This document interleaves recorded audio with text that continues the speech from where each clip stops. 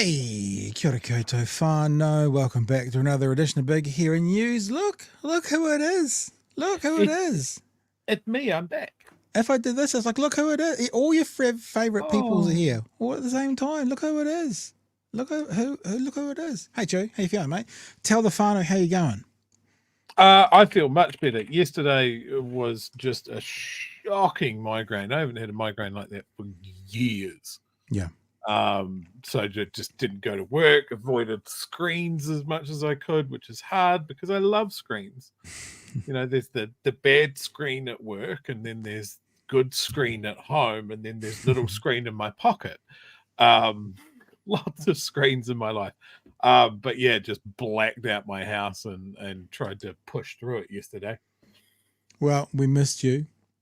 We had a pretty good show. In fact, what I thought I might do, you may have seen this. Don't spoil the surprise if you have seen this, because I made a little clip today. I think you may have seen this, but I might have seen that you liked it. But I thought maybe we'd play it today. I did a little 60-second BHN short that went up on YouTube Shorts, and it went up on TikTok and some various other places. And that's from our show last night. And I just thought, even if you have seen it, I just thought you might enjoy seeing just a little 60 seconds from last night's show that, in case you missed it, you'll enjoy it. Damien Grant throws out a challenge to us because, you know, life's hard. What are the principles of the Treaty of Waitangi? And I challenge people, go and Google principles of the Treaty of Waitangi. You're not going to find four principles articulated anywhere. You got to go and you got to try and drag them out of the 87 lands case. They're not well articulated. They're not well put anywhere that you can actually use. I'm sorry, locked away. I just did exactly what he suggested. So I did it. This is the first time I've done this. I Googled it. Updated structure around the Treaty of Waitangi, principles, partnership, protection, and participation. So that wasn't that difficult to find. I literally did the challenge he said. Like I literally just Googled principles of the Treaty of Waitangi, and Google has scraped the Treaty of Waitangi principle NZ curriculum site to say partnership, protection, and participation. But I'm so sorry, Mr. Grant, to interrupt you. Please continue. I just thought you might have enjoyed that from last night to feel like you're part of the show. Delicious. You like that one? And look, this is what they rely on, right? Is that if they just say that it's too hard, too hard to understand, it's too hard to lock away, and only the Māori elites know what the fuck's going on, then they just know that people will just give up. They won't bother educating themselves. It's a very small example of what we come up against with,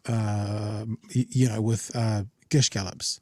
You know, what we come up against when people want to spread dis and misinformation actively. Well, disinformation actively, misinformation by accident. And, you know, we've done this before. Conspiracy theorists are always wrong, mostly, because you go through their 6-minute video and it takes you an hour to do the debunk the first 60 seconds of it. It's a little bit of that. No one's going to go and look. I'll just say it.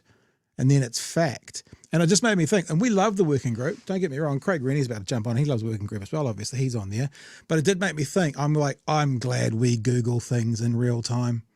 You know, like it's a benefit that we have. We're able just to go, let's just check that, shall we? And we do. Oh, there it is. Yeah, and there it is.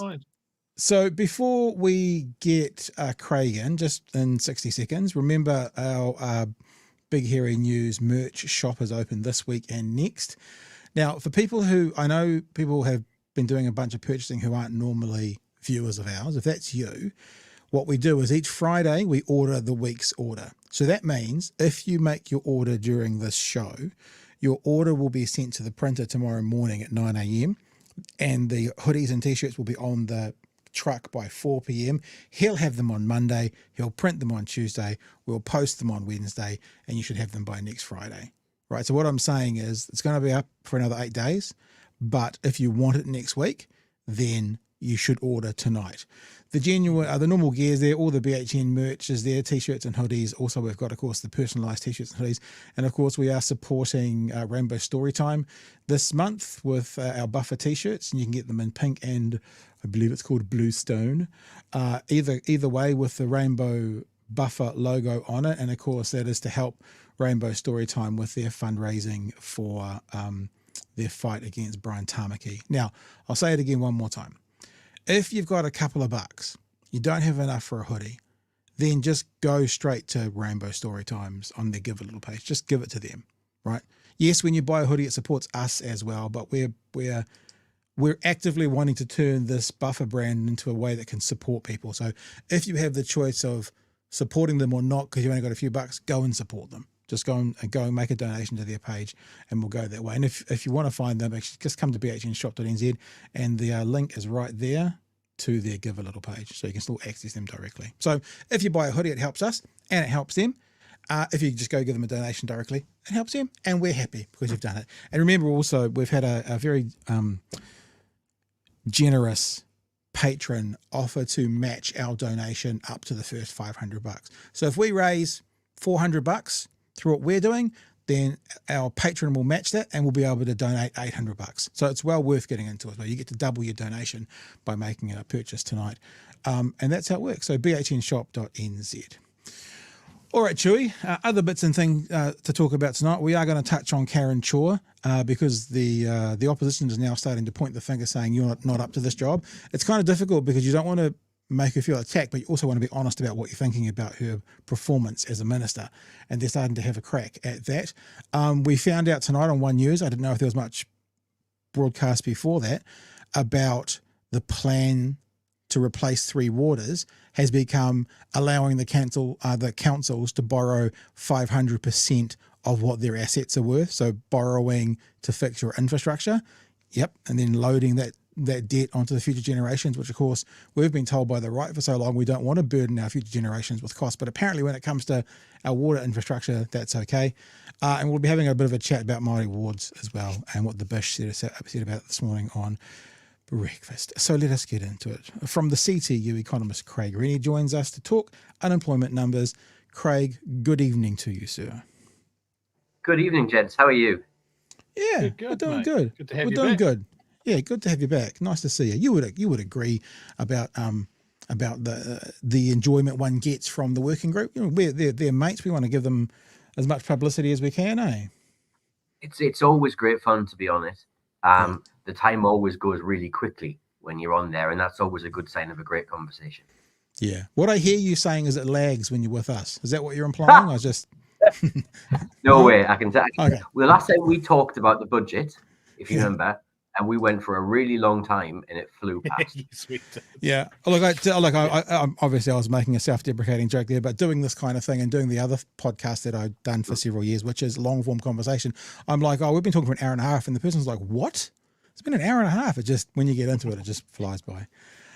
Okay, now I want to talk unemployment numbers with you, but the first thing I want to do, because I have a really specific question about this, is play the response from the Bish this morning when he was asked what this government is doing about unemployment, and then let's get on to the conversation. 33,000 people are out of work compared to a year ago. So what is your government doing to help get these people back into work? Look, the number one thing we can do is get interest rates down, and that's about fiscal discipline and cutting the waste and getting control of government spending. And ultimately that will flow through to lower interest rates. You're starting to see the banks move on that, which is a good thing because inflation's coming down. That's the ultimate driver. So we're at green shoots, I think you would say. But, you know, you've got to remember we inherited inflation very, very high, now down to 3.3. So things are getting better, but we've got a long way to go. And then in terms of working with people who are unemployed, we're putting more money into young people, in particular job coaching, for example. Ginny raised the point about youth unemployment, and of course no one wants to see a young person out of work who wants to work. So we are actively investing in some of the skills that young people need and some of the opportunities that they need as well. So here's my question. I don't want to come across as negative. I don't want to derail the conversation with the first question, but I get the feeling that the current government, when they were in opposition, they told us unemployment has to go up to get inflation under control. More people need to be unemployed. That was the message that was coming through. Now, as their government, they're saying we want fewer people to be unemployed. And there's a mixed message, because I was like, I don't I don't think they were quite celebrating when they were in opposition that people would be, but they were making it very clear to get on top of the economy, to get the economy working, we need more unemployed people. Now, as government, they seem to have to play the game about we're going to try and have as few unemployed people as possible. Is this part of the fiscal aspect of society, or is that a little bit of, well, we have to say we want fewer people unemployed now because that's what the government's going to do? I think it's more of the latter rather than the former. I think they genuinely just have to make it seem as if they care.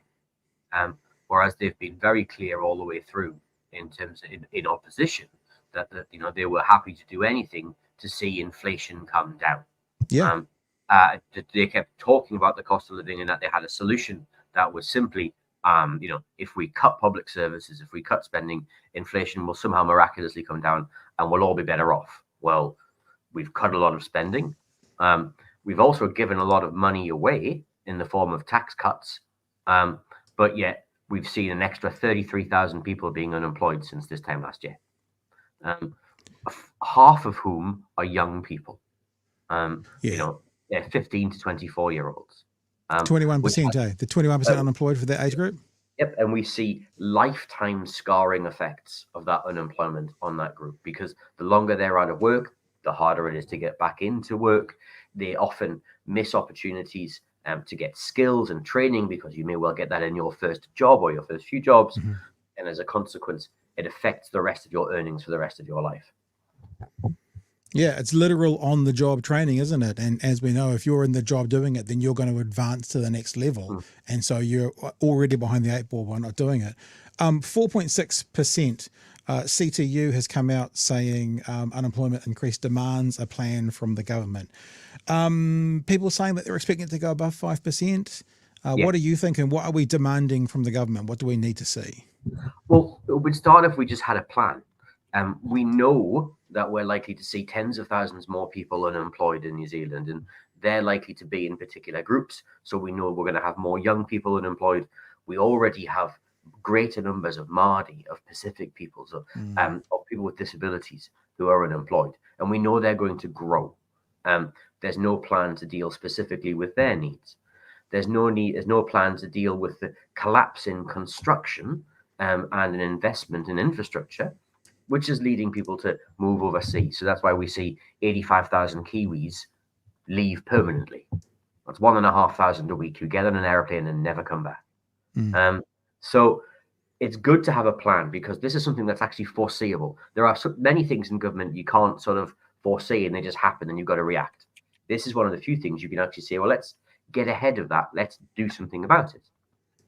Unfortunately, we're doing exactly the opposite of what we should be doing right now. Good.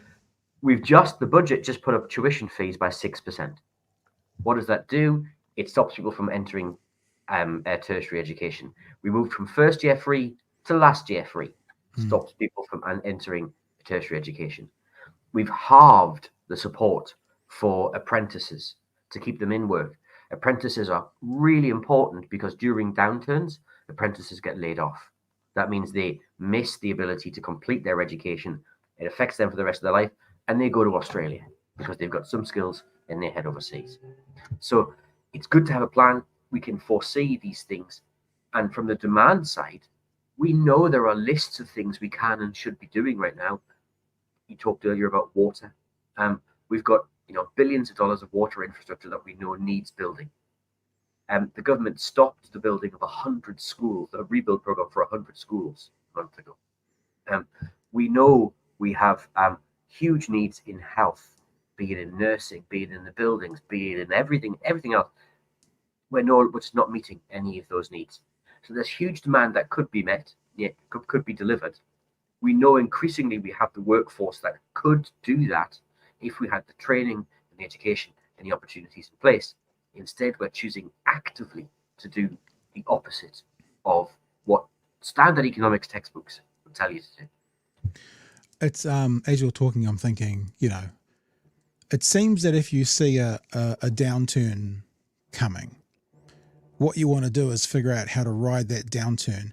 And in my mind, I kind of go, where are those gaps that we could put people? And you've sort of mentioned this already, but if they drove construction into infrastructure, create jobs.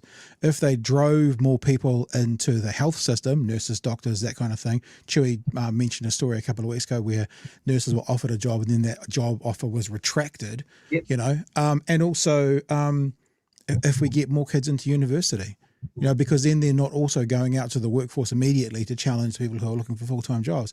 And I just wonder if we had a focus on those three things, more in university, driving the construction factor into infrastructure, and pushing more people into health, how much that would cost. I wonder if it would be anywhere near $3 billion and $14 billion. Do you know what I mean? It's like this would be the time to actually drive money into things rather than say we can't afford this and then everyone's worse off. Now, I know your viewers tonight want to talk about productivity at 9:15 in the evening, but in terms of this is one of the classic problems in New Zealand. We have this boom bust cycle that stuff gets done, stuff doesn't get done, people get laid off. You can do things during these downturn periods where you can say, okay, what can we invest in so that when the good times return, which inevitably they will do, they don't instantly turn into inflation. They don't instantly turn into the things we want to stop. So we can invest in transport infrastructure. We can invest in housing. Good Lord, if all we did was to pay people to build housing between now and the next time we see growth really return, we would have done untold good. Instead, we've stopped the state housing build program.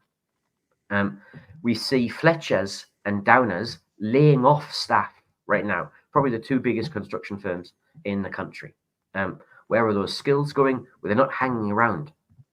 And so we have to replace those when the good times turn back up. That slows down our ability to grow. So there's a very deliberate reason why economists promote what we call counter-cyclical spending. So when there's a really good time, you stop spending. You allow the market to grow. When there's a really bad time, that's the time for the government to step in and intervene and to balance those demands, those for goods and services. Right now, GDP is about to fall again. So we're about to enter a period of lower growth, no growth, declining growth. We're seeing unemployment rise. The market is estimating that, so the private banks have unemployment rising to about 5.5%. I think personally, that's actually a bit optimistic. But if you want some idea of what that means, that puts a further 30,000 people in unemployment. Yeah, wow.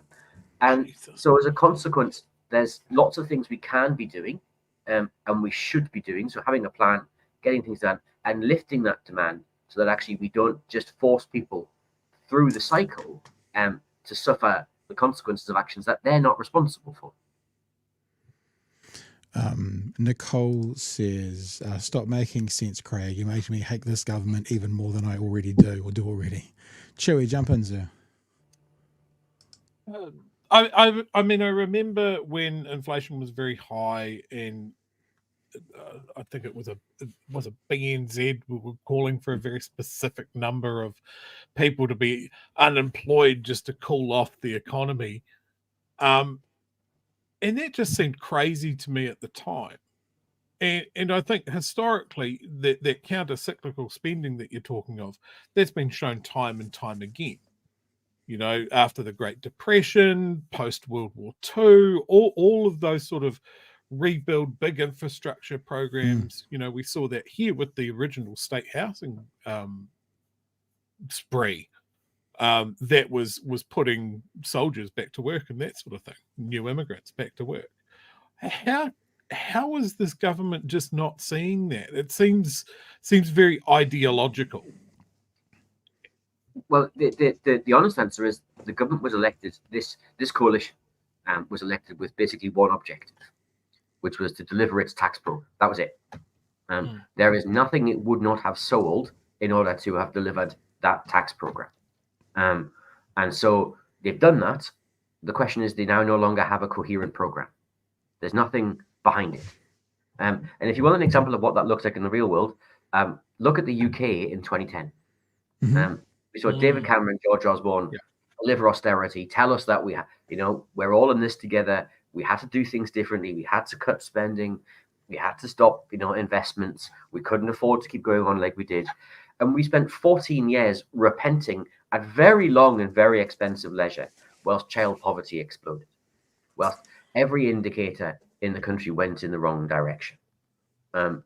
Austerity has been proven time and time again to not be a successful response to exactly the sorts of conditions we find ourselves in now. And so the real challenge that we face is, how do we get out of here? Yeah. And how do we build the case for a better set of policies, of which there are many? We could be delivering active labour market programs that would actually help people into work and the key word is actively helping them. Instead, we put more sanctions on people, which have been proven again in New Zealand over and over not to work. We could be helping people to get into second chance, third chance education. Instead, we're busy reforming the vocational education system for another time, and no one has any clue as to where it's going to end up. And we're making it harder and more expensive to get into. We could be looking at where we know we have significant infrastructure gaps in the country, be it in housing, be it in schools, be it in transport, be it in water infrastructure, be it in tackling climate change. Instead, we've taken the money from the National Resilience Plan, from the Climate Emergency Response Plan, and we've chucked that into the tax cut. We're doing everything in our power to destruction test what not to do at this particular point in time. It's not really the topic we're talking about with you tonight. We are going to talk about this later on. But as an economist, what do you think about councils being freed up to borrow to fix their water infrastructure?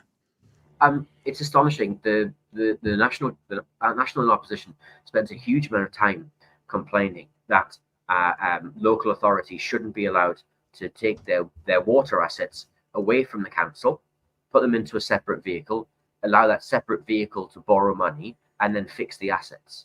And we very expensively set up a working group. We brought in some consultants. We fired a whole bunch of people inside DIA who were doing the work. And now we've said to councils, you can set up a company. You can put your assets into the company. You allow that company to do borrowing. Filly boots. It looks remarkably similar to what was proposed previously. And the answer for that is because that's actually the only way in which this is going to get solved.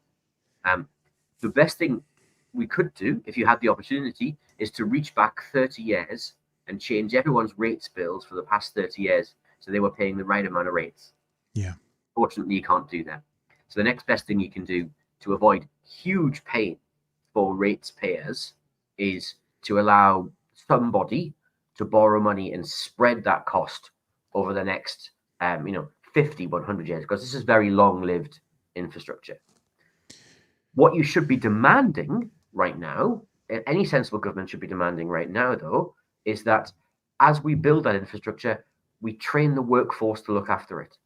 That we make sure that the terms and conditions of those workers, they don't all become subcontractors, so they all then get exploited on the way through. That we're making sure that as we deliver that infrastructure, we're targeting growth so we can build more housing. We don't just refix the pipes to the most expensive houses in town and then work out what to do next. We do it in ways that encourage the development of sustainable, good housing in places.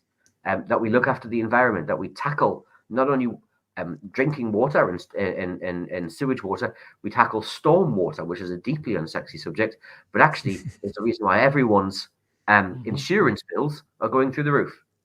So there are plenty of things we can be doing, but again, we're not. We're just giving people the power to borrow and saying, bon chance, fill your boots, help yourself.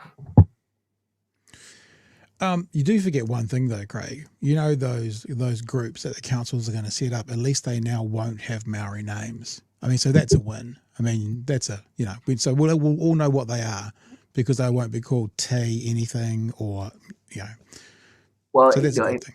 For the number of Australians who are in the country, that will be a real boon. However, for everybody else, we've just very expensively kicked the can down the road for a bit. The real difficulty is actually you can borrow huge amounts of money. You can do whatever you like. We actually don't have the staff. We don't have the machines. We don't have the skills. We don't have the technology to actually do the work. So borrowing doesn't solve any of these problems. You've just created a facility where there's a large amount of money. Congratulations. What you actually need is all the other stuff that goes with it.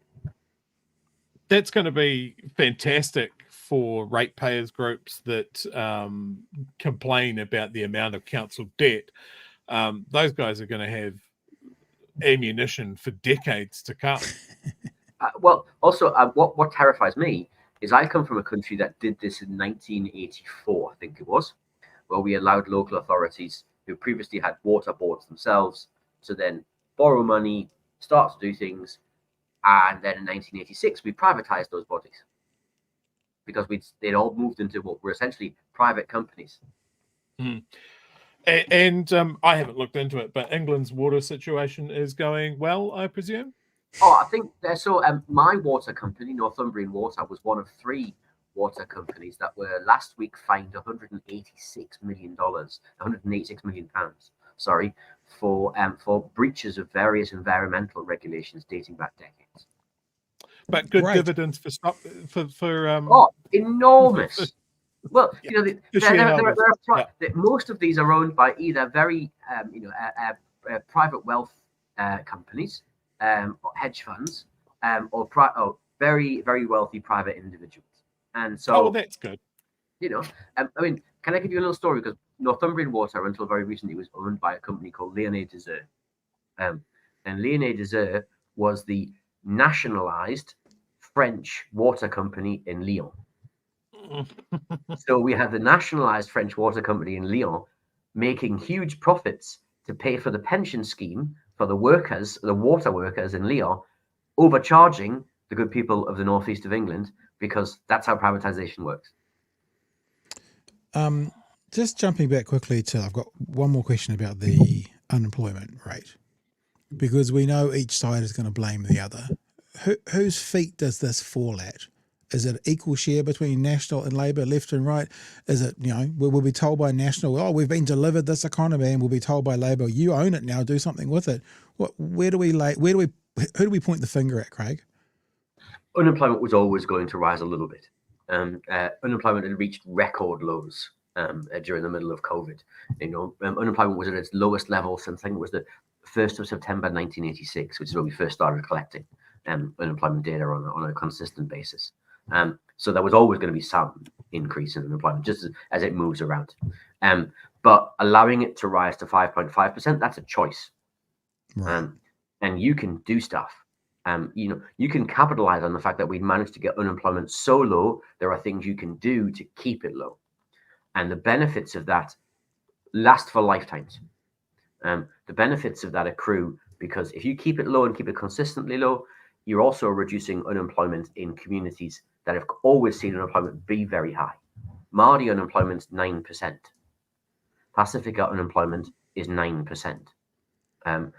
On that basis, keeping unemployment is really low, because when unemployment rises to 5%, that means Māori and Pasifika unemployment is going to be 11, 12, 13%. That means you're going to see more than 1 in 10 Māori or Pasifika unemployed. This is madness. So plenty of things you can be doing. It should follow the government always has a choice about what it's doing. It's chosen to spend $14.6 billion on a tax program that, frankly, is benefiting no one. Instead, we could be using that money to be delivering infrastructure, delivering jobs, and actually setting the country up for much better growth in the long run. Yeah. Chhour, I have read stuff in the past that says in communities with high unemployment, and it usually 9 to 11% is considered a real tipping point. You get some really nasty things kicking off in societies at that point. So, I mean, when the scales have come so fast, so quickly with just a change in government, I really don't believe that this government has a handle on how dramatically they've changed that landscape and the cascading effects. Like, as you said, they came in with a hard on for getting rid of public servants, and it's visual imagery. Yeah, Nicola Willis's raging hard on. Animators, get on it. But they didn't consider the cascading effects on construction workers and nurses and all of this sort of things. And I saw a graph pop up the other day, and this is it. This is the year-on change in job seeker recipients, and you're looking at the Wellington region, almost a 20% change there. Did they factor in the increased amount of people on job seeker into their job seeker budget? So the Treasury, so the Treasury makes estimates of how many people it expects to be unemployed, and that factors into its job seeker budgets for the year. So they will have done that, but factoring the job seeker is only one part. What we don't have are any of the services at WINS or anywhere else that then follow that. We're talking about costs to the Crown here. The biggest costs being borne inside that chart are being borne by families and communities who suddenly see huge amounts more job loss, who see forced asset sales because people lose their home, who see kids wrenched out of school because people have to suddenly move to get a job somewhere else. It's the real cost is actually borne by the communities inside that chart. And if we want to talk about responsibility for unemployment right now, we've had a lot of people saying that unemployment's necessary because inflation's being driven up by wages. 45% of Kiwis got a pay rise less than inflation last year. Right? They're not driving wage costs right now. They're not driving inflation right now. So the response, the 7,000 fewer public servants, core public servants that we're going to have, they're not driving inflation right now, even if all of them were enormously well paid. What we're seeing is simply people becoming unemployed because no one knows what the plan is. No one's investing because nobody knows what's going to happen next. The government isn't spending, so other people aren't spending. It becomes this vicious cycle of a lack of confidence, which we see in all of the business confidence measures, which we see in the service measures, which we see in the consumer confidence measures. A lack of long-term investment from the Crown. Net infrastructure investment falls every year for the next 5 years in this country, according to the last budget. And that becomes this reinforcing, we lose jobs, those people don't have jobs, we see confidence fall, we lose jobs, and we go on and on and on. And that's why austerity doesn't work, because it accelerates that cycle rather than actually breaking the cycle. Yeah. Hey, Craig, it's always a pleasure. Thank you so much for being with you. One question from the chat I'm going to throw at you, and there's one comment from the chat I want to throw at you. Tawhiri just wanted people to know, how many dudes you know roll like this? How many dudes you know flow like this? Not many, except Renney. Not many, except Renney. There you go. You've got a new theme song from Tawhiri directly to you, Craig. Thank you, Tawhiri. And Mata actually asked a question, funnily enough, from our chat. How many of these guys... no, it's the wrong song, isn't it? No, he just wants to know how many of these changes by a government can be reversed with a new government. It's a good question. Can I add something in? And if they can, what would the drag be? Because I'm sure there'd be a tail to any changes that are made. Yeah. Unemployment and wage market is always a lagging indicator. So it's always telling you about what was happening about 6-12 months ago in the real economy. And if you want to make changes, then again, it takes a bit of time to turn those around. But there's no better time to start than now. We actually, we're not going to change the government, sadly, right now. But even if the government could choose to do things differently today, if it wanted to actually start that turnaround, to inject some confidence into the economy, to give people some hope that actually the government is on their side when it comes to jobs and incomes and security. Instead, we're not seeing that. So how quickly could a new government turn that around in 2026? Very quickly is the honest answer. If you remember what we did in 2017, when Labour took office in 2017, we had the 100-day plan. Mm-hmm. We delivered the first year free for tertiary education. We delivered the winter energy payment. We delivered Best Start for kids. We changed working for families. There were 70,000 kids lifted out of poverty in the first year as a consequence of those actions inside the first 100 days. There are plenty of things we can do quite quickly to do that. It just means actually having a plan and having the ability to execute that plan to actually deliver employment change of the scale we're likely to need in 26. Amazing, Craig. Well, amazing that you're with us and amazing that you gave information. Some of them, we have a palate cleanser. This is the palate cleanser that comes up every now and again, Craig, that people like to have as the palate cleanser. So thanks for joining us today, mate. It's always a pleasure. And anytime you want to come on, you can come on. Always keen to talk. Thanks very much for having me and delighted to be here. Happy to come on around when we've got the next unemployment numbers, and I can tell you just how far we've gone from then. Sounds good. All right, Craig, from the CTO. All the best. Thanks, sir. Cheers, mate. Some of the super chats are being there. Peter just says Luxonomics, followed by Willisnomics from Kiwi Bird. Peter again says, I think Craig should stand for Parliament. And another message from Tawhiri. Biggest inflation problem is National Act New Zealand First inflated ego. Some truth in that. Anything else in the chat you want to get to? I don't think I've got anything else started there. I think something that I was thinking all the way through that chat is going back to some of our earliest shows. Yep. This is exactly what I was worried about. That National were reading the Tories handbook from 20 years ago and we're going to execute that plan. That it was all about creating job losses to make people feel insecure in their jobs and then not ask for higher wages because you don't want to rock the boat, to bring in nationalisation of a lot of our core pillars of the country. I'd never felt like I'm Nostradamus, more like Nostradamus. Am I right? Yeah, I thought you did. But it doesn't feel really good to be right in this case. Yeah. I've said it a few times and I will continue to say it probably for the next 3 years. These guys can't be seen for anything but being economic vandals. Like that they are making mistakes that other countries have made and you've been able to see in real time what a bad idea it was. Yeah. Austerity in England, austerity in Greece. Shit does not work. That's like real recent. You can go further back into history to see exactly what Craig was talking about there. Times are tough. Spend up large. Keep the economy going.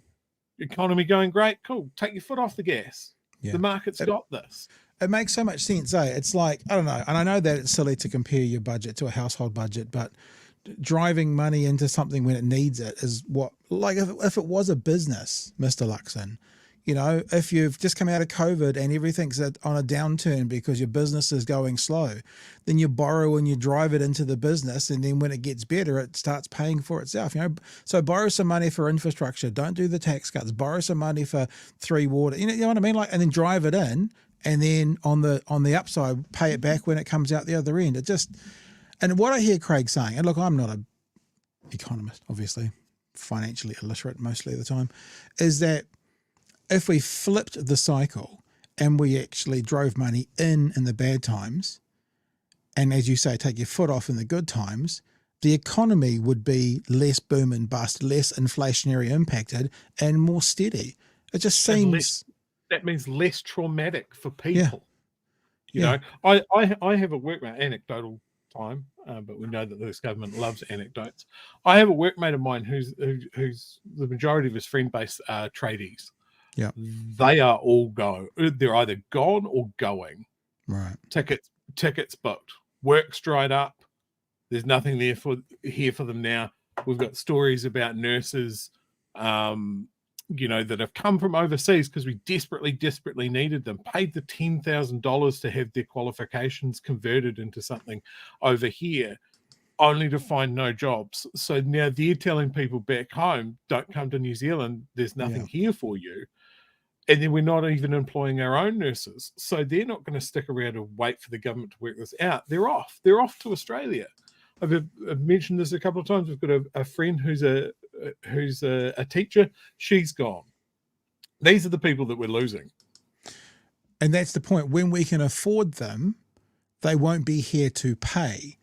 This is the point that we're saying. So rather than being austere in the hard times, drive that money into the economy, even if you need to borrow, which we actually kind of don't. because of the tax cuts and landlords. But drive it in, keep the teachers here, keep the builders here, and then in the good times, you can just ease back and you can start running surpluses again and start getting ready for the next bust, the next boom, and start an opposite. We need to live in the upside down, Chhour. That's what we're talking about. Yeah. When I saw the upside down on Stranger Things, it didn't look as nice as this, but this sounds quite nice. I think this is all predicated on the fact that, there's someone at the wheel in National that, hand on heart, I'm doing this for the country, right? But if that's true, then he's an idiot. Because you can't ignore so much information and so much proof and keep doing this, right? So we come back to a question that we've asked many times on the show. What problem are they trying to solve? Yeah. Because it's not our problems. It's not the people's problems. Yeah. They're not making those easier. The fucking laughable tax cut was their big apple, and it's bullshit. They could have tackled any one of the number of things. They could have tackled the supermarkets, would have instantly made an impact on people far in advance of what this tax cut is. And you know who's doing that? Sir Stephen Tindall's doing that. He's trying to buy the warehouse back, and he's going to turn it into a chain to help fight the supermarkets. So Sir Stephen Tindall is trying to do what you're saying the government could have done. At the moment, supermarket profits are just as high as they were when we were talking about them a lot. Mega and now profits. We have Woolworth staff striking for better paying conditions. Yeah. They're still making the profits. They've still got the money. They haven't made an impact on people's lives. They have made things worse. So who is benefiting?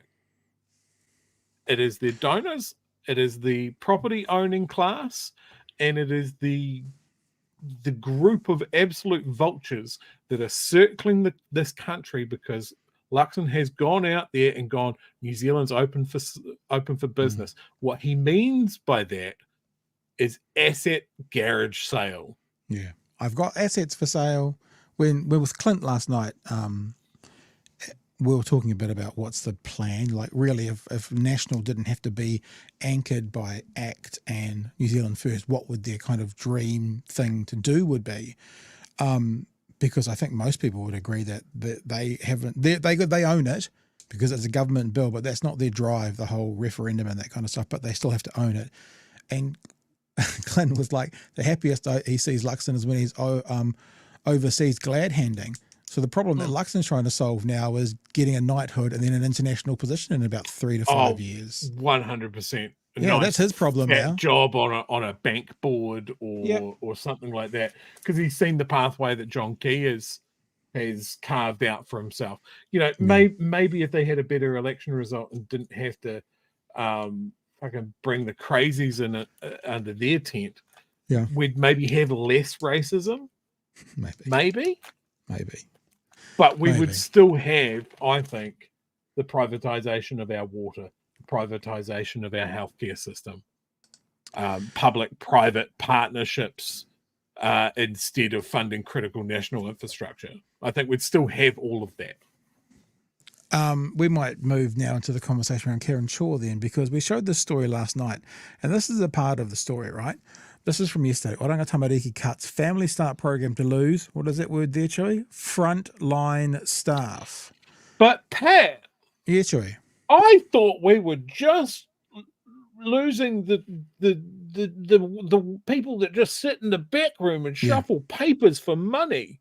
Those leechers. I thought we were getting rid of those people. Nelson-based organisation that supports the most vulnerable tamariki and their whānau across the top of the South Island is set to lose almost 40% of its frontline staff as Oranga Tamariki reduces its funding. We're not going to look into this story too much, but I wanted to make that clear because the story we are going to look at has got kind of twofold. Karen Chhour is unapologetic and under fire over program cuts and Oranga Tamariki changes. A couple of stories here that kind of dovetail into each other. We are going to get to Karen's tears, the tears of a Karen, and have a chat about that because the opposition is starting to say maybe you're not up to it. But there's a really important sentence in the story that I want to get to, and it has to do with frontline staff, Chhour.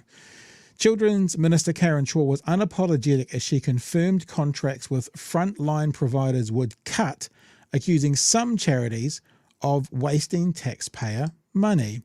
She said money would be redistributed to other, more worthy frontline services. Pat, can I read between the lines there? Please do. Māori providers, get out. And the reason I wanted to highlight, I'm going to read some more, but I wanted to highlight that sentence is the now government was not saying before the election, we will redistribute money to more worthy frontline services. They were saying very clearly, we won't be touching frontline services. This is completely contrary to what they promised. Like I'm not saying this like you should be surprised, but I'm pointing it out so we know, right? Remember, election, pre-election, post-election, frontline won't be touched. What are they saying now? Well, more worthy frontline services won't be touched. Less worthy we might get rid of. It's not what they were saying. Oranga Tamariki also confirmed on Wednesday that it would be contracting fewer frontline community organisations and was budgeting about $100 million less for those services in the year ahead. The minister had been under fire from Oranga Tamariki's staff, its community partners and Māori over the changes she has been pushing for at the ministry. And this week, Starship Hospital, the country's top medical facility for children, joined the chorus of critics. When you've got Starship coming at you, you are growing to the level of superhero villain if Starship is ready to have a crack. But Chhour isn't backing down. On Wednesday, she accused some charities of treating Oranga Tamariki as a cash cow, confirming contracts would be cut, and went on to dismiss concerns that Māori children would be put in harm when treaty obligations are removed from Oranga Tamariki Act. This is actually a really good, you can see I'm scrolling for people to see. It's a really good article. You should go and read it. It's on Stuff at the moment. But I just want to put these out there and then I'm going to play some video. Chhour is pushing through a trio of controversial changes at Oranga Tamariki. These include a restructure of Oranga Tamariki's staff and the contracts it has with community providers, the repeal of 7AA of the Oranga Tamariki Act, which imposes treaty obligations on the ministry, and the introduction of a military-style boot camp pilot for teenagers deemed to be, quote, serious young offenders.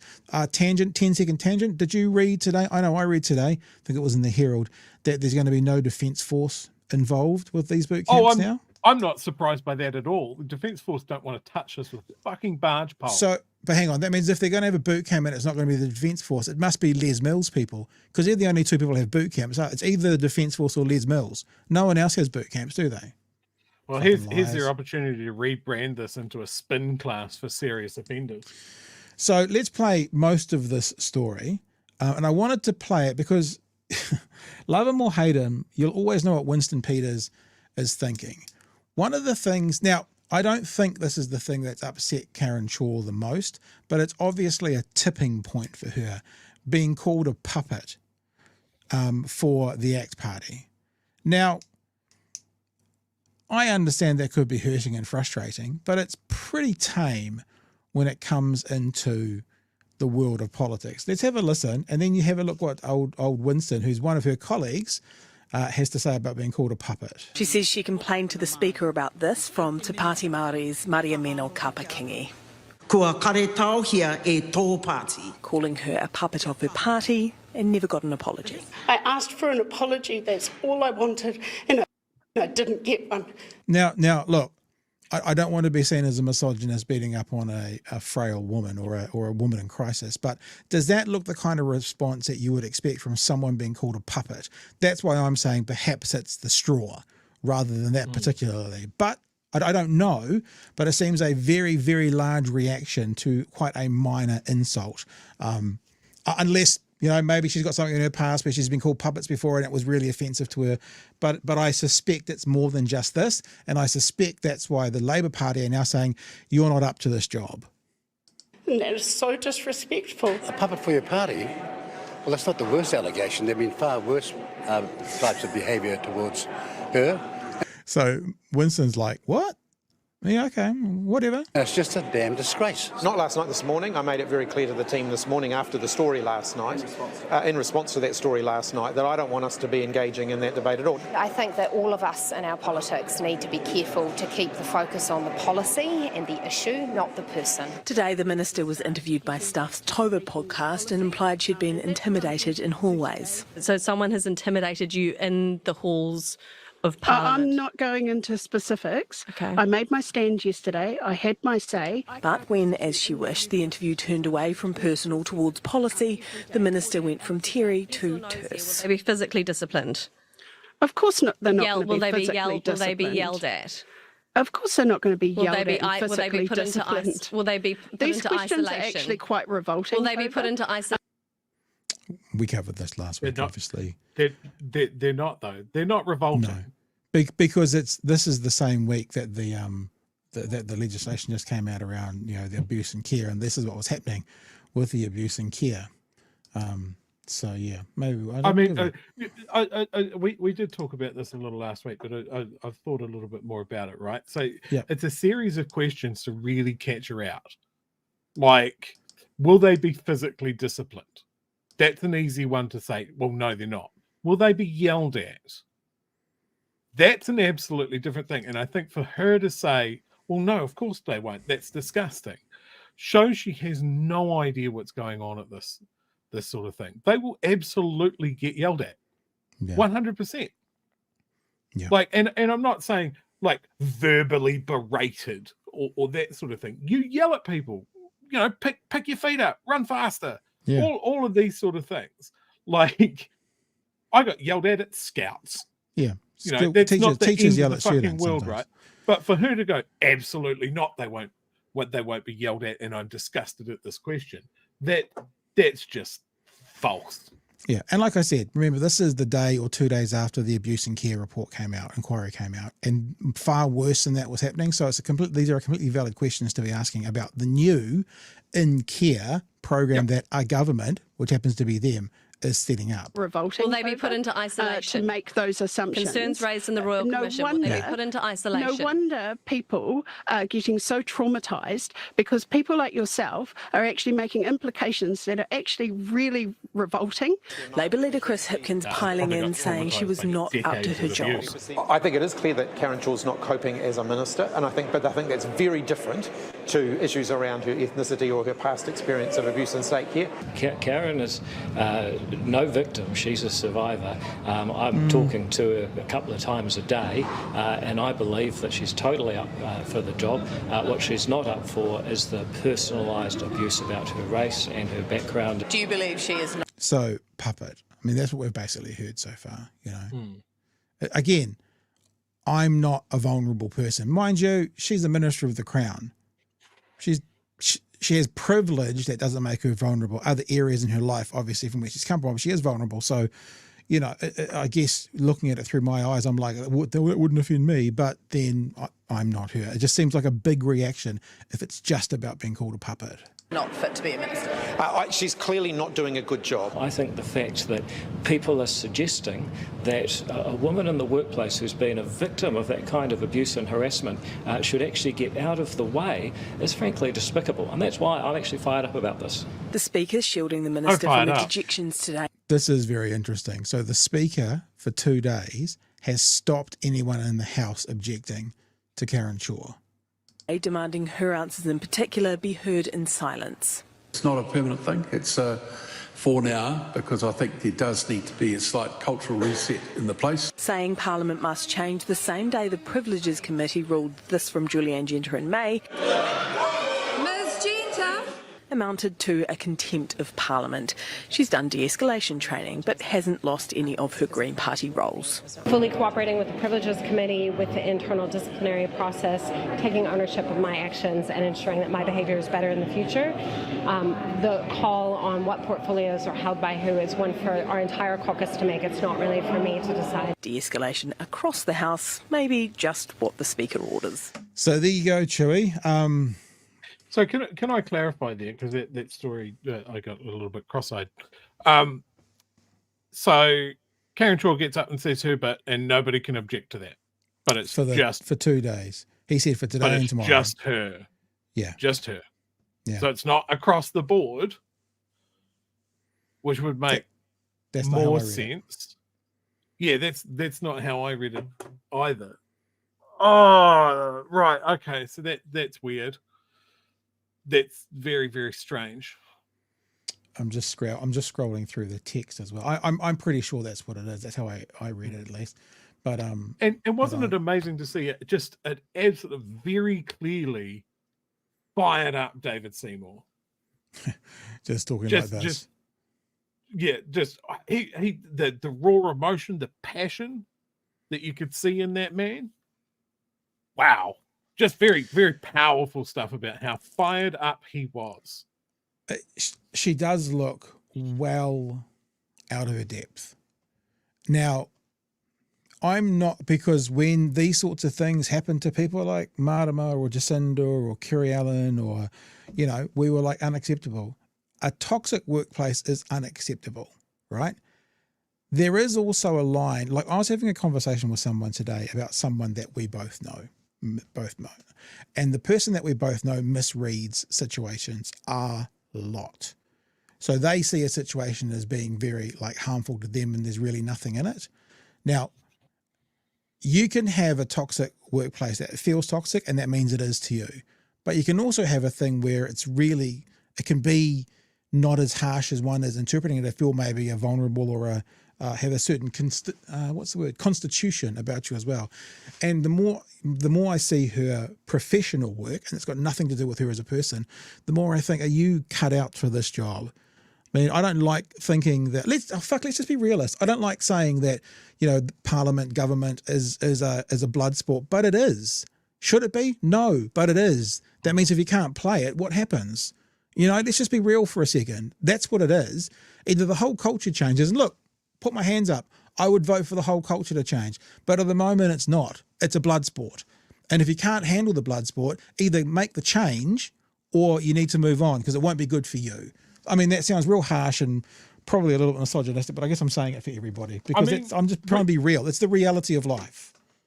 I've been very clear, I think, in the past that I would like to see people be authentic and show their passion for something in Parliament. And I think when we covered this Karen Chhour thing, what was it, last week that it really kicked off, or earlier this week? Time has no meaning. My attitude towards Karen changed between the two stories.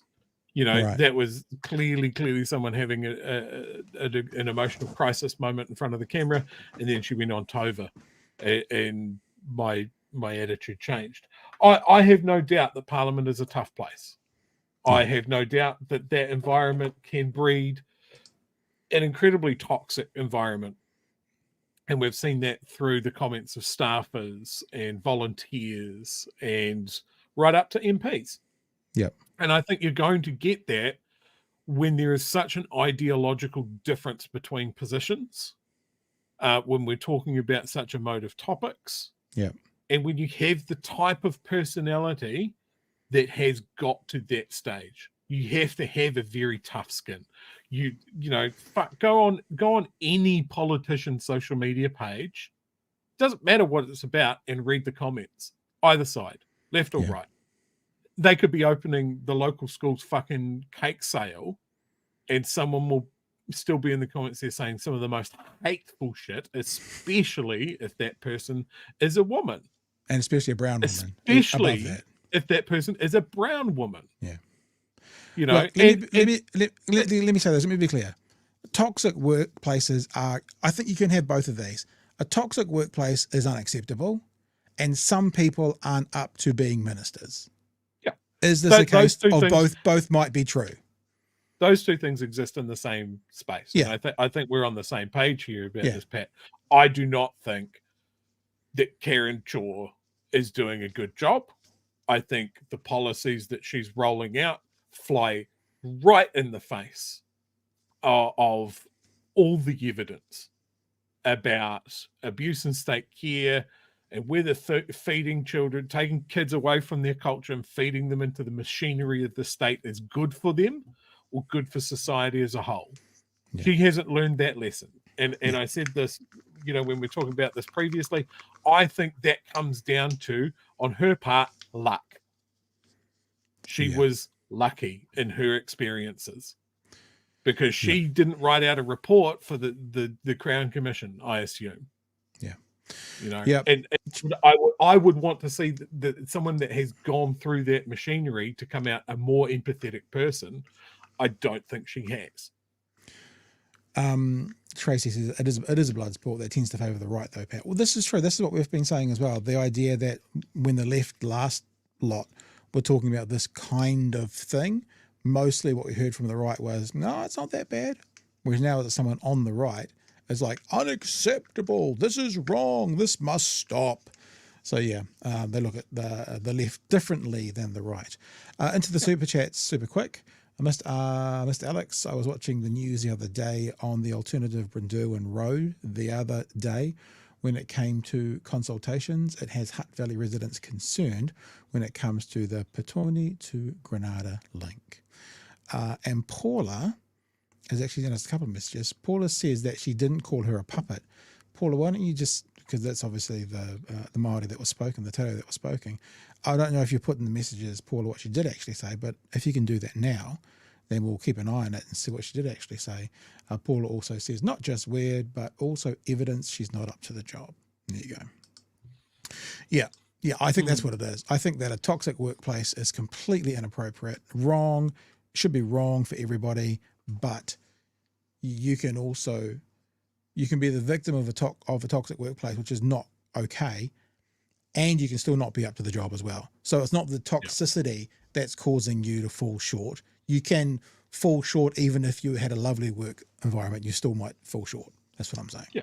Like, I mean, even the contrast between, say, how Kerry Allen was treated and how, who was that national leader who was there for all of about 5 minutes? Was it Muller? I was going to say the bald guy. They're all bald. Yeah, Muller. Yeah, the bald guy in the blue suit who was elevated above a station. Oh, yeah, that doesn't narrow it down at all. You know why he failed? He wasn't the CEO of New Zealand. That's why he failed. Yeah, true. When that happened, the reaction from the left wasn't crowing and pointing and laughing and going, look at that fucking mediocre guy, he's not up to it. It was more taking a knee and let's acknowledge that it's a tough time and a tough job. There is a difference there.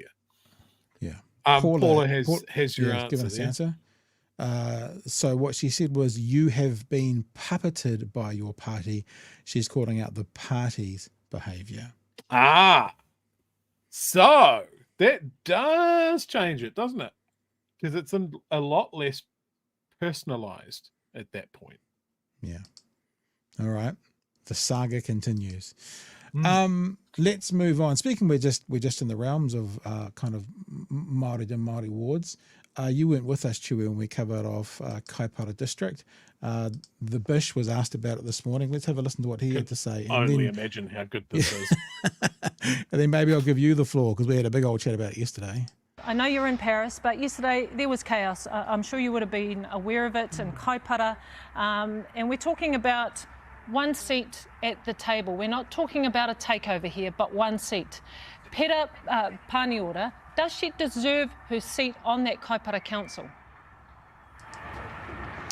Well, when it comes to Māori Wards, what we've said is just going back to the law as it was prior to Labor ran through a law change back in 2021 when they had an absolute majority. So if communities want Māori Wards, that's fine. They can have a referendum to introduce them. And, some councils will do that, and I suspect some referendums will pass, and we will have that. Others will decide not to. That's our entire point, is that it's over to local communities to decide, and it gives effect to coalition commitments between... And I get really frustrated. Jenny May, love her and stuff. It's great. But none of them are asking the obvious question. Why aren't you holding rural wards to the same standard? Why are you allowing rural wards just to be implemented when anyone wants them, but you're forcing Māori wards to be voted on by the general public?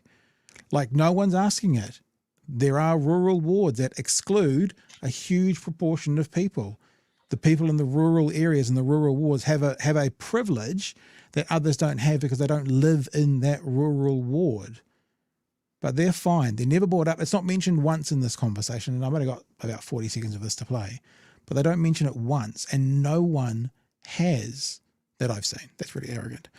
You know, no one said why, if we're going to send wards, Māori wards, to a referendum, let's send all wards to a referendum, shall we? It's never been asked. And I'm holding the journalists accountable for this as well, because it should be getting asked every single time. At National and New Zealand First. In fact, all three parties campaigned on some version of going back to the status quo as it was prior to 2021. So I think it's a sensible change. I know there's a bit of upset around it, but I think ultimately it's leaving it over for communities to decide. Ginny, I'll come back to you quickly just to wrap up in your response to that. This government has driven a very strong anti-Māori agenda, and that is causing deep division within our communities. Even John Key has come out and told Christopher Luxon to settle down, to bring the temperature down. No one likes this level of unrest within our communities, and these types of policies, along with a suite of others that National, ACT and New Zealand First have driven, are not making New Zealand the country it should be, which is largely where everyone gets on with each other. There you go. So, look, and Ginny has some responsibility there. She could have mentioned rural wards. I'm just saying, everyone's thinking of these brown people that have this special privilege. No. There are other wards that have a special privilege. So there's a responsibility to get the full story out there. Chhour, we did this yesterday, mate, but you're welcome to have at it for a bit if you want. I just have a real problem with putting race relations up for a referendum. Yeah. Because it's a majority voting against a minority. Like you can say pure democracy and all of that sort of stuff, but when we should have a special relationship with Māori here in New Zealand because a document was signed. You know, as people say, it is a seat at the table. Yeah. It is not completely upsetting the democratic process. We are not saying that there needs to be more Māori there. It doesn't have to be. It's one seat. It's a constant voice for Māori at our council seats. And the mayor of the Kaipara Council is a racist piece of shit. He has chosen that path at every opportunity. Yeah. He's the guy that went against karakia and that kind of stuff, eh? Same guy? Yeah. He banned karakia. He has inserted Julian Batchelor at the last minute onto matters in the council without tabling it to the rest of his councillor. He is a racist piece of shit. He is a white supremacist who wants to uphold his pillar of power, his little fiefdom up there. And he's in Northland of all fucking places. It's so beautiful, the difference between you and me, Chewy. Last night I'm like, you know, I sort of struggle to label someone a racist, but there's racially charged division. And I got to the end and I'm like, yeah, you know, this is pretty racist. And you're just like, white supremacist. It's like, yeah, that's why that's why you lead. You've got the pitchfork at the front, and I'm coming up behind, sweeping up the cow dung after us as we go. I think words matter, and I think people are sometimes scared to throw around the term white supremacist, because I am not saying the man is a Nazi. I don't think he subscribes to the tenets of National Socialism, but I think he is a white supremacist. Yeah. I think he thinks that the European way of doing things in New Zealand is the best way to do things, and that there is nothing that Māori can add. And I think that is wrong. And I think one of the things that is really important in the way that we structure our government, both at a national and a local level, is that at every step of the way, Māori should have a voice at the table. And it is not necessarily, it's never going to be what these guys are afraid of, is that white people are going to be outvoted at every stage. Subjugated. It is never going to be that. And I think anybody that is scared of that, or our crumbling democracy, needs to take their hand off it, take a breath, and sit the fuck down. Yeah. Like, we've got one of these guys here in Dunedin, Lee Vandervis, who doesn't believe in all this tribal pish. and doesn't even want to attempt to see it from a different point of view. And I bet there is, what's his name? Murray Chong up in Palmy, who says that his youth's been shot out because of his position. No, I would not be surprised if Murray Chong went out into his front lawn and dumped around into his own ute so he could get in the paper and paint Māori as being this unhinged, violent minority. And this is why he has the positions he has. These guys are endemic right throughout the country. That would, by the way, just in case you're wondering, that would be Chhour's honest held belief. And without fact or fiction, just a pondering out loud. I did say I would not be surprised. I didn't say I believe that Murray Chong shot his own ute. There's a difference there. For those of you that are writing this down or reading the transcript, you can see that I've made myself very clear. Hey, look, the other thing that's always really important to remember here, right, is people think about words like co-governance or the treaty partnership or that kind of stuff. They think about it in today's context as, this minority of people who, claim some kind of special privilege, think that they should have stuff that the rest of us shouldn't. You have to remember, it wasn't set up that it was the settlers, the English, the Crown, offering space to Māori, right? It was actually set up that Māori offered space to the Crown. Māori well outnumbered settlers in New Zealand when the treaty was sold, like by a factor of hundreds of thousands of individuals. So when we talk about being welcome to the table, it's Māori's table. And just because now Europeans have become the dominant species in this country, reptile in this country, it doesn't mean you get to flip it all of a sudden and go, the racial division, we're not there. It's like the way it was set up, the way that the contractual agreement says is Māori are going, okay, you guys can come to the table. And today it's being sold as, why should we let Māori to the table? Democracy guard. It's like, no. You've got it the wrong way around. You don't get to change the terms of conditions in the contract just because your position has changed. We've talked about this, and it's really important to remember. And that's exactly what I mean by white supremacist.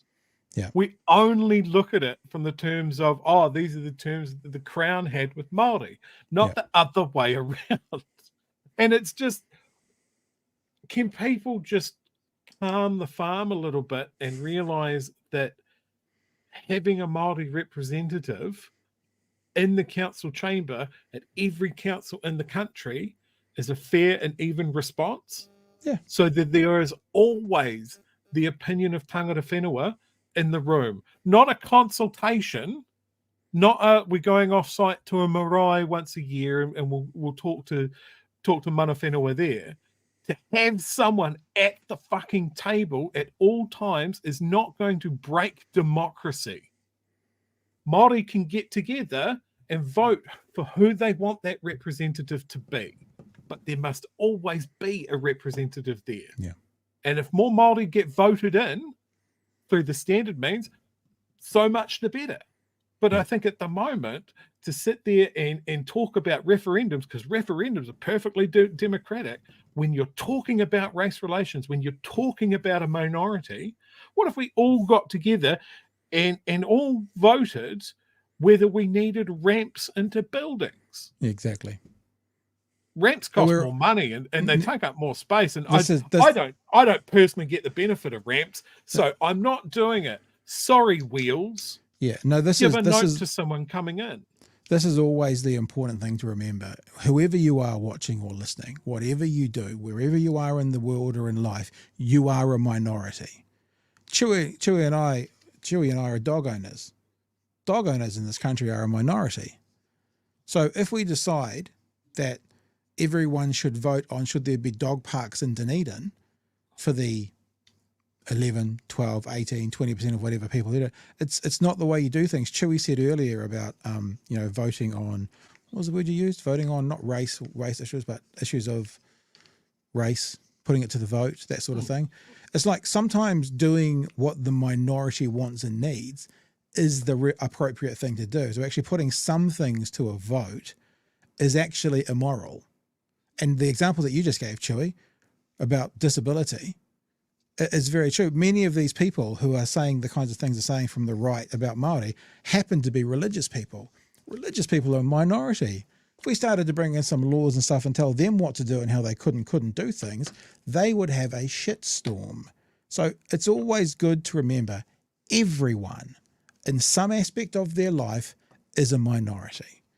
And if you have the majority have a chance to shoot you down, change part of your life where you are a minority, that wouldn't be very fair, would it? And it wouldn't feel very good, especially if, as we said earlier about Māori, they were the ones who invited the Crown to the table. And now that the Crown is the majority, they're saying no.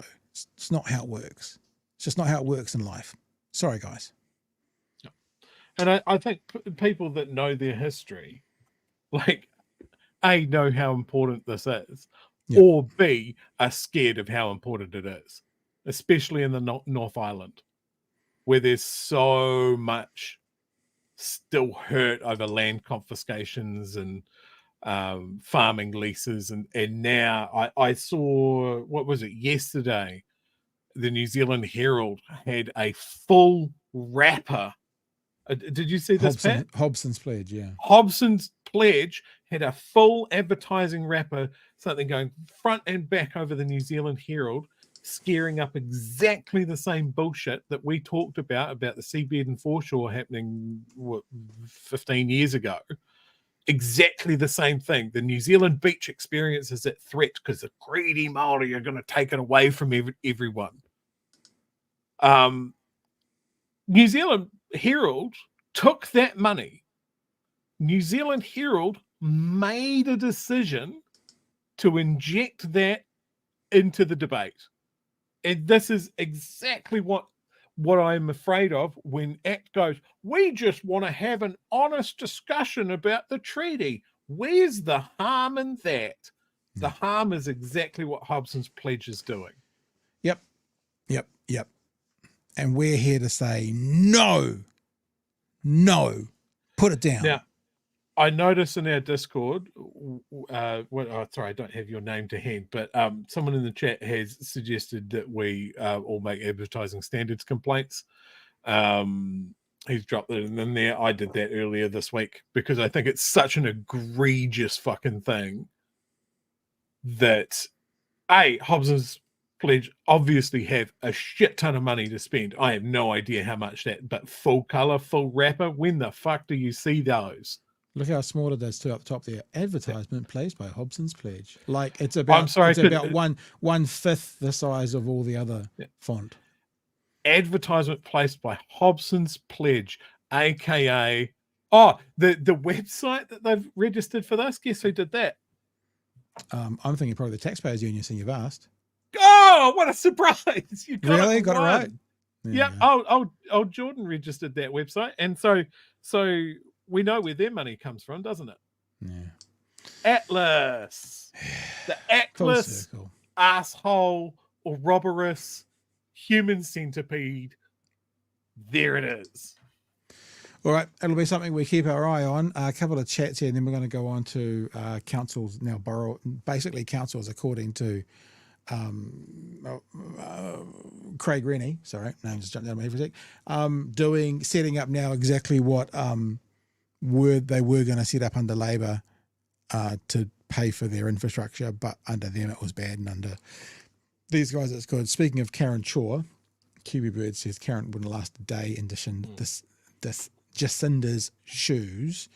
Mr. Arvid's just putting me in my place. That's why Chhour is our favourite pet. He call these fragile nuance out, call a spade a spade. Yeah, I know. That's all right. I feel okay, but I'm okay with my position. Peter says, don't forget there's already a group in New Zealand who with outsized influence acting in their self-interest. It's the rich. Yep. 100%. Yeah, that's all I'm going to put out for now. Because when you're talking about the rich, remember, the property owners can vote more than once. Yeah. You know, they can vote in any council election where they own property. Yep. That's fucked. Yep. So they have more than one person, one vote. Right. we're moving on to the next story because I've got 2 to go and we're getting there. See what happens when you just take a night off, I'm Chile? sorry, everything ranty. Everything runs doubly long. Yesterday. Simon Dallow, I obviously we keep an eye on the news during the day, and this hadn't come up unless I just missed it. It seems like this was a bit of I'm not sure it was quite breaking news story. But we found out today what this government's going to do to replace Three Waters, or when Three Waters became the Affordable Water Act. Is it right? The Affordable Water Act, something like that. The tap has been turned on for a new way of funding New Zealand's water services. Under the new model, council-controlled water organisations can receive immediate increased borrowing from the local government funding agency, up to 500% of the organisation's operating revenue. That's nearly twice as much as before. The water organisations have to be supported by their parent councils and meet credit criteria. The money, though, is ring-fenced for water projects only. It can't be spent on other things. The plan is for the debt to be paid back over the lifetime of the assets and infrastructure built. I thought we didn't want to pass on expenses to our kids and grandkids. Thought that was the deal. Obviously not. Spreading the cost across all its users over time. This, of course, is the replacement for the already repealed Three Waters plan, but opponents say it's just pushing councils further into debt. Here's senior political reporter Benedict Collins. New Zealanders are demanding the government listen. With the controversial Three Waters now well and truly spiked, today the government revealed how its plan to reform water services will be funded. It's a win-win and it's going to make a huge difference. Under local water done well, councils will be able to team up to deliver water services via council-controlled organisations and access capital together. I just look at this photo and I go, is this like a bring your son to work day? That's how it feels when I see him talking next to the big boys. He does a good job. He gets a lollipop. Yeah, it's very good. Through the local government funding agency at good rates. Councils can act with urgency to avoid significant rate increases on 1 July next year if they take action and move quickly. And that's our expectation. He knows in his heart of hearts that rates will go up. Labour's convinced councils are being set up to fail. The big difference here is they're letting them borrow more. But if councils already can't afford to do the work, they won't be able to afford to borrow more, and so they'll be in a worse financial situation. And remember what Craig said, and who's going to do the work? So now they've got all the money that they've borrowed 500% against their assets, and because of what this government's done with infrastructure, all of the people that would have been doing that work have left, or those companies have downsized. So now that they've got all the money, how are they going to do the work? Councils themselves, though, are more optimistic. Really positive step. Good to see a number of finance and funding options being put on the table. Councils under a new structure being able to set up water entities which can borrow up to 500% of revenue is a good step. And what will it mean for rates? There won't be any immediate relief, but hopefully in the longer term, medium to longer term, we won't see the type of rate rises that have hit people pretty. Which was exactly what Three Waters was doing. I mean, we showed you these charts and these graphs, and we was like, without Three Waters, with Three Waters, and the rate increases weren't going to be as harsh under Three Waters. I don't understand though, Chewy. I mean, people who have mortgages, you borrow a huge amount more. How all of a sudden that makes living in your property, your asset, that you're paying less for it in the future. I don't quite see how that works, but I don't know. I think that the same person had a bag of magic beans to sell as well. I thought I saw that in his pocket, maybe. Pretty hard in the last wee while. There isn't a special money tree which says you can achieve the investment that you need without any of us spending any money. We have to spend money, and so there will be an impact on rates. Suggesting that. We're not children. Labor spent 6 years, $1.25 billion, and didn't actually engage properly with the LGFA on finding alternative solutions. It's local water unwell. I mean, it's just not going to work. When it comes to our country's infrastructure, our two biggest political parties can't agree on anything. And just remember, guys, old Simeon didn't quite say it there, but without one pipe being laid, yeah, that's because that was the planning stage. We've had this conversation now. We're going to keep talking about it. They were making the plans. They were drawing up the plans for the house. They hadn't built the house yet, but they were drawing up the plans, and that's what the cost. They didn't become a waste of money, not those exact words were used, until this government basically cancelled the building being built, the infrastructure being done. Chewy, thoughts? Yeah, I saw a comment that I want to echo. It does annoy me that Labor was so ineffectual at combating the anti-Three Water stuff, where it was just out and out racism. Yep. And I can see that how effective that was. Even now, when you drive between, say, Timaru and Dunedin, you still see signs up going "Stop Three Waters." Of farms who are not connected to a town supply. It's not about you guys. It never was. But what you were worried was that Māori were going to come onto your farm and tell you how to use water. Yeah. That wasn't it. You didn't realize it. You let yourself get suckered into that. You let Groundswell tell you that that's what it was about, which was, again, the Taxpayers Union AstroTurf Group. Again, well done, guys, for not seeing that. That annoys me, that their messaging wasn't powerful enough to cut through that. No question that racism. That they lost that narrative. All right. Now listen, I'm going to play. And remember, people, in case you've just joined us, because we are live, some people have just joined us. Paid the appropriate late fee. Jesus, Cookie, that's so late. 10:21 p.m. that came in. Is that at the end of tonight's show, we've got the new theme tune. Now, I'll set this up first of all. Chhour and I had a chat about it. We took into consideration your votes as well. And Chhour had a 25% vote, I had a 25% vote, and we took 50% of the vote from what the results were of those polls. And we'll show you what the winner is in about 5 or 6 minutes. I have an idea. If I haven't contacted the winner yet, if you're watching or listening, you'll know who you are, obviously, because you'll hear your thing. But I have a thought, Chhour, about maybe using 2. So I'm just going to talk to the winner first about that, and then we'll give you more details on Monday. But the theme tune that won is coming up after this little story. I did want to share this little story as well, because we are keeping an eye on the American political world. And I think, Chhour, did you get a chance to talk about the VP selection by Kamala Harris? Was that with you, or was it last night? No, I didn't. I hadn't been paying much attention to it until the pick was announced. Well, the more I read about this guy, the more awesome he seems. Do you know who he is? To put in context, do you know who he is? He's their Kieran McEnulty. He really is. Yeah. He is a further left person than most farmer type, run-of-the-mill guy. He's their Kieran McEnulty.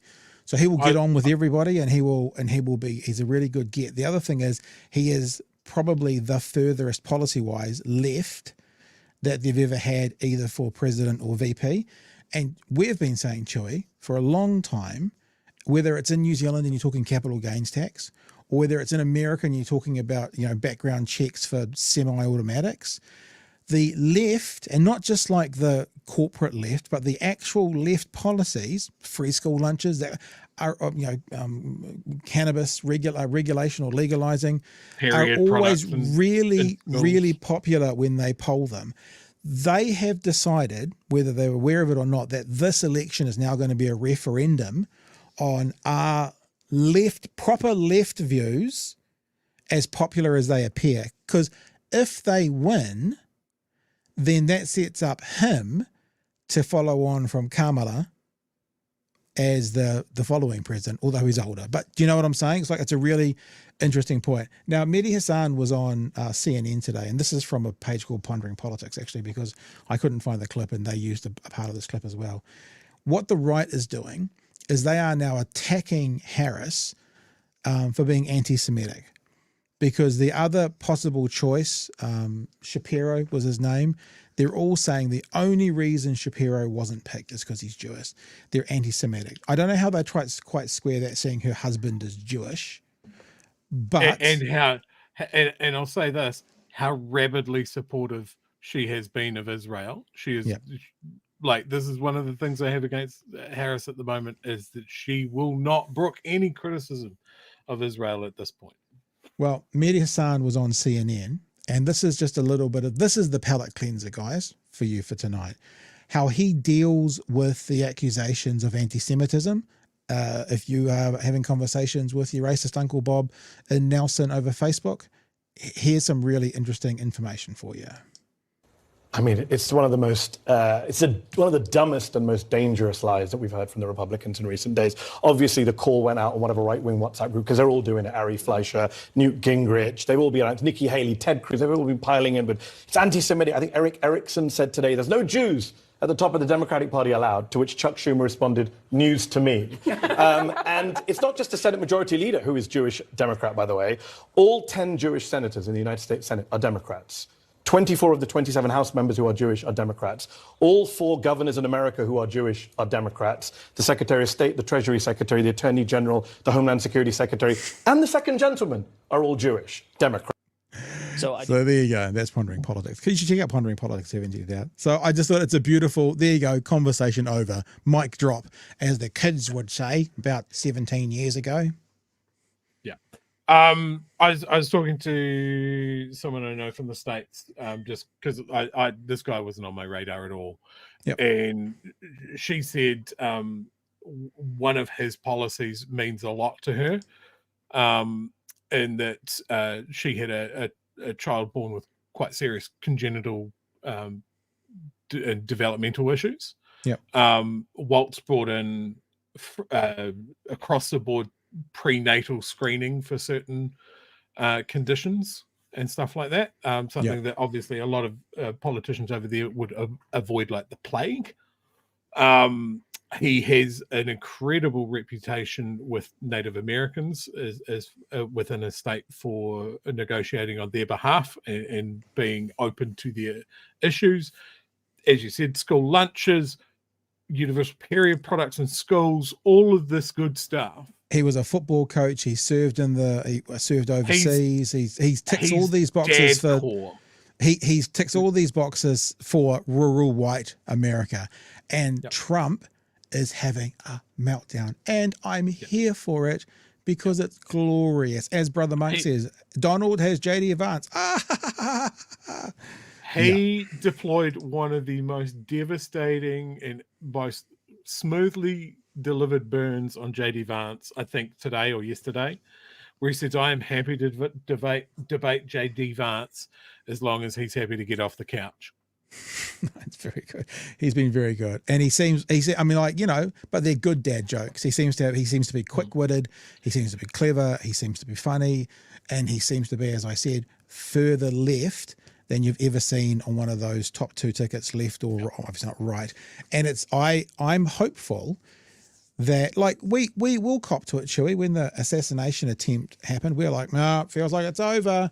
You know, I mean, not to use too much of a sporting analogy, but the goal was open. All Trump had to do was tap it in with his foot to win the game, and he couldn't do it. He fluffed it, and he's left the door wide open. And now it's going to be really interesting. And did I say this to you last night, Chhour? Or 2 nights ago? I don't know which one it was. I was like, my thought, and maybe it was last night.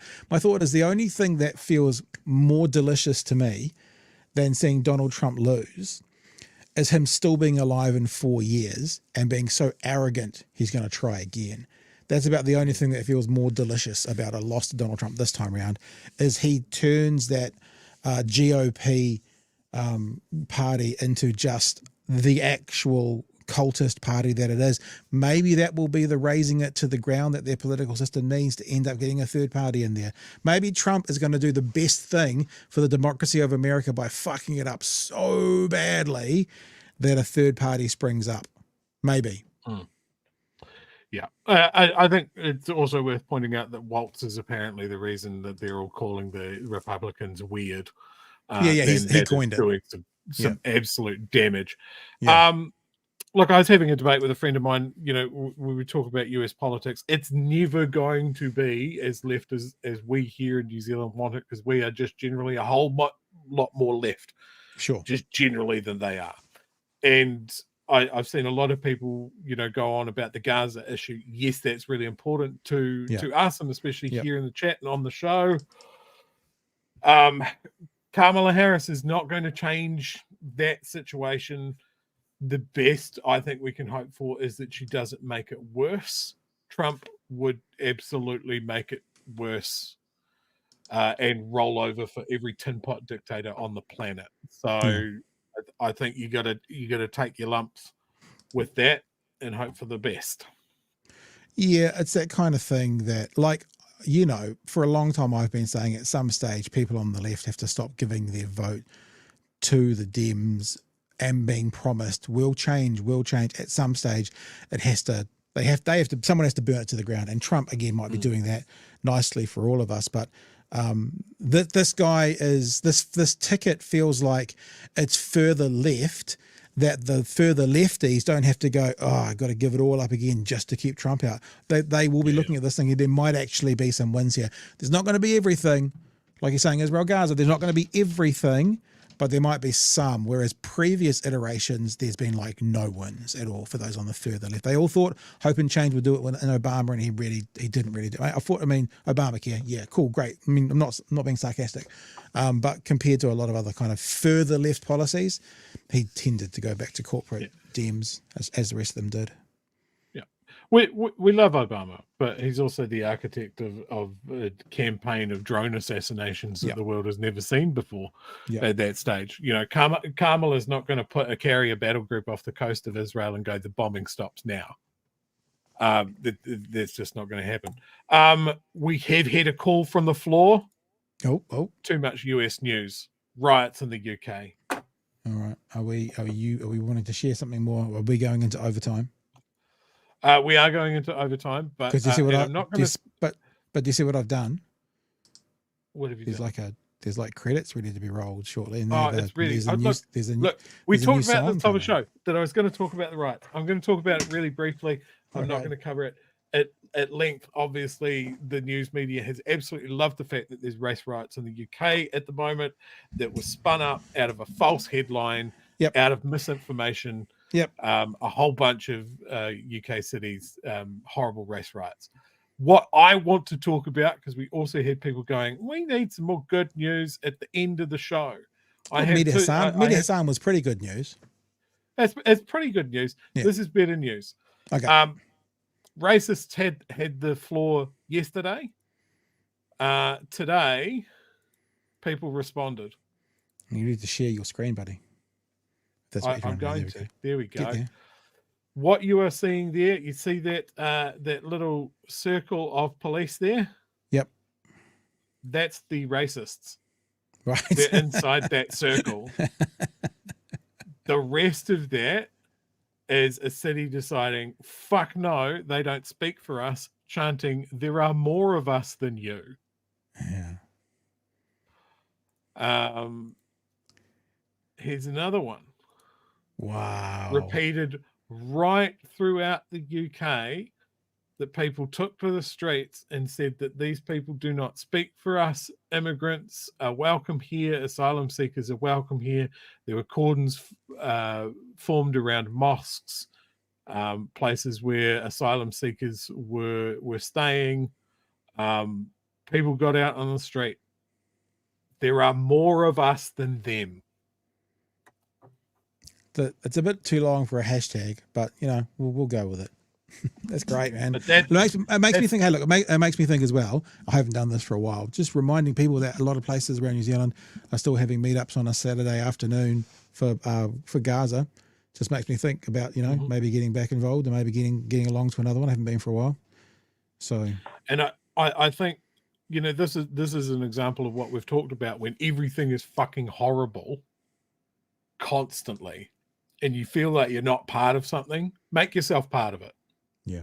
Like these people got out and they met people that share the same beliefs as them. And we took, you mentioned the rallies for Gaza that have been going on constantly since day dot. Go out and join them. Do something in your community that links you up with people that are of the same mind. Move the needle. Our time will come again. I was just saying, I haven't loaded this up at all. I wanted to see if this has maybe got the chart that you're talking about. Oh, whoops, sorry. There you go. Oh, I just stole it off, yeah. I haven't got any sound there, I don't know why. Now, the other thing I'd say about this, a lot of this focuses on some real working class towns. Yeah. Because that's the narrative, right? The working class people are sick of the foreigners coming over. Yeah. It's not about working class people. Like, working class people have always stood up for progressive things. You know, they know what it's like to be on the bottom a lot of the time. So I think that narrative that poor working class people are always racist is just so wrong. Yeah. Something's happened to my sound. I don't know what's happened. I'm getting no sound at all. But I don't know why. Oh, there you go. There's some footage. We can't hear them chanting, but there's footage. Oh, there you go. He just came back. Yeah, whose street? Our street. Invest in our communities, and that goes up and down the country. Here in Hackney, we need to make sure that we're investing things like our libraries. Fascist scum! Off our streets! Fascist scum! Off our streets! Fascist scum! Off our streets! Save our kids!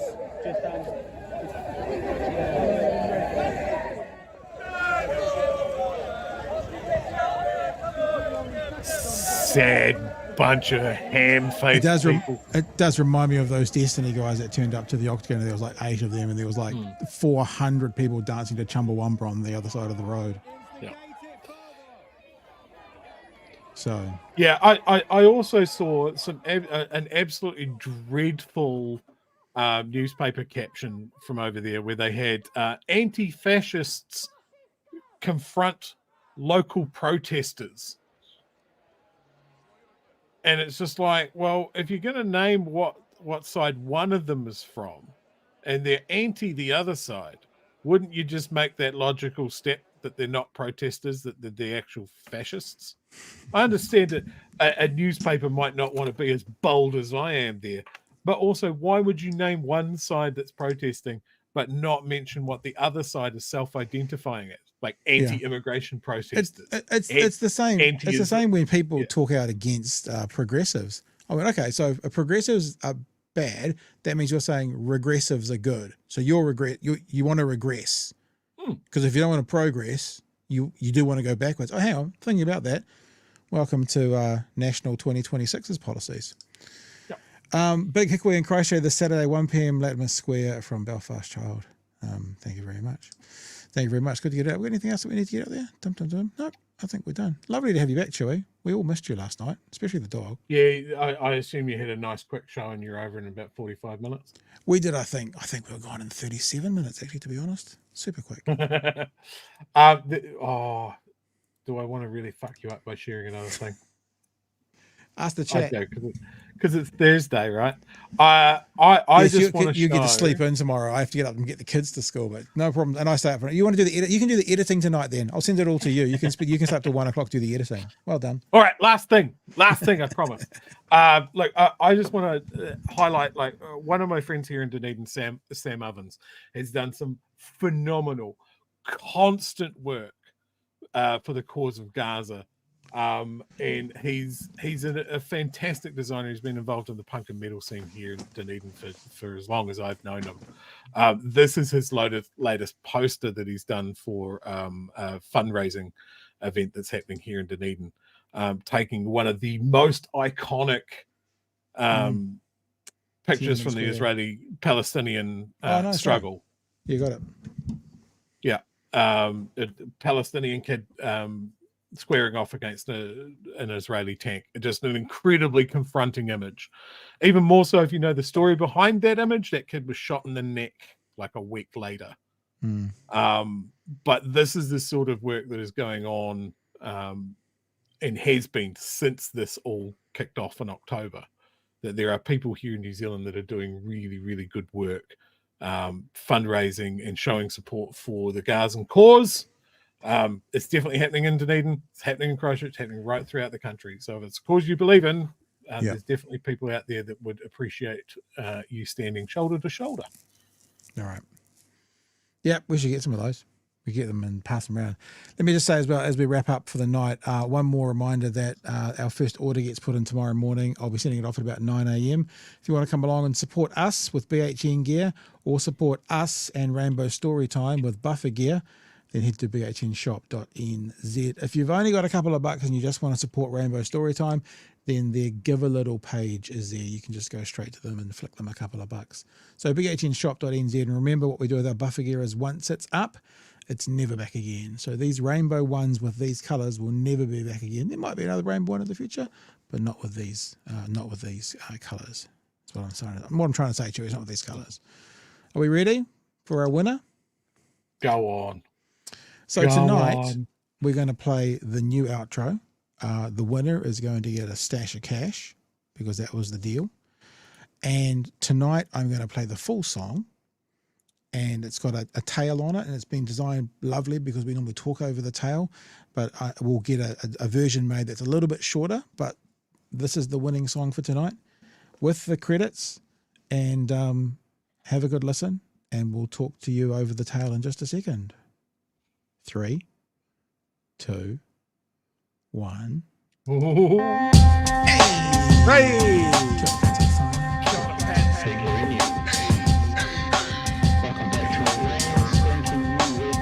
Help us settle a debate, whether it be thoughtful or funny, even if we're all creatures of hate. It's a fine line that we're walking together. For better, push aside the temptation to berate. Let's take a note of the corners we stand in. As many points as the hairs on my chinny chin chin. When the news that we're watching is hairy, knowing all the things that we need to be wary of. Like the rich have the hand out for rewards, while the many have to work out what they can afford. And the rest of us ain't paying attention, or maybe have questions we're too worried to mention. Other media is still dwelling on trivial facts, vetting peas from the rice and the mice from the rats, and picking and choosing a war path to run, and linking ourselves with the hill to die on. It's gotta come down to a welcoming vibe, with an A and a sub and a higher in mind. All have a lean either this way or that, and will be analyzed by both Chewie and Pat. With the evil in the world trying to mess with your head, and you're sitting on the couch, you're thinking chivalry's dead. Each night, 2 nights, they're gonna sing you to bed. It's Big Hairy News. And Chewie, I'm informed by Brendan, who is the did all the music, the vocals for it as well. So congratulations, Brendan. That this is his second version of it, and there is a guitarist at the end that belongs to a band that you might recognise. Oh yes. Yep. Hey, nice.